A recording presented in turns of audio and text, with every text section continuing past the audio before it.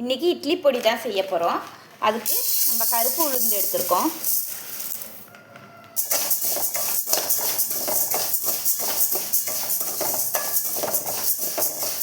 கொஞ்சமாக எண்ணெய் ஊற்றிக்கலாம். இது நல்லா வறுப்பட்டுருச்சு. இப்போ இதை எடுத்துக்கலாம். அரை கப் அளவுக்கு நான் துவரம்பருப்பு, ரேஷன் துவரம்பருப்பு தான் சேர்த்துருக்கேன். கருகாமல் நல்லா செவந்ததும் எடுத்துக்கலாம்.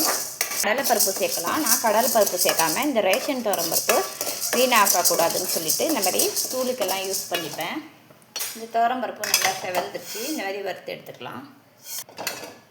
அதே கப்பால் அரை கப் அளவுக்கு வெள்ளை எள்ளு எடுத்திருக்கேன். வெள்ளை எள்ளு, கருப்பு எள்ளு எது வேணாலும் சேர்த்துக்கலாம். சடன்னு சத்தம் வருது பாருங்கள். இதையும் எடுத்துக்கலாம். நான் ஒரு 20 மிளகாய் எடுத்து வச்சுருக்கேன். காஞ்ச மிளகாய் எங்கள் காரத்துக்கு ஏற்ற மாதிரி இருக்குது. உங்களுக்கு அதிகமாக வேணுன்னா அதிகமாக சேர்த்துக்கோங்க. இதையும் வறுத்து எடுத்துக்கலாம்.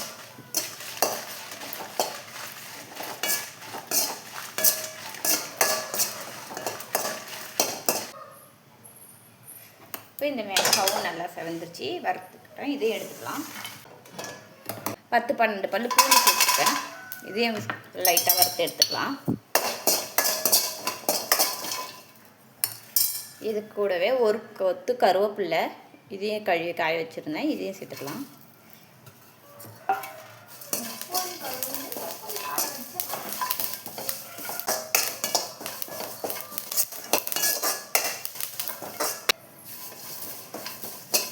இதை கொஞ்சமாக வறுத்து எடுத்தாச்சு.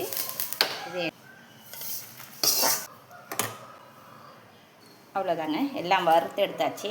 இப்போ இதை ஆற வச்சு நல்லா மிக்ஸி ஜாரில் போட்டு நல்லா அரைச்சி எடுத்துகிட்டு வந்துடலாம்.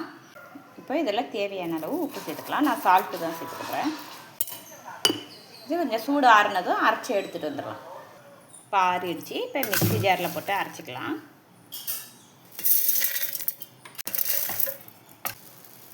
இப்போ நல்லா நைஸாக அரைச்சிக்கலாம்.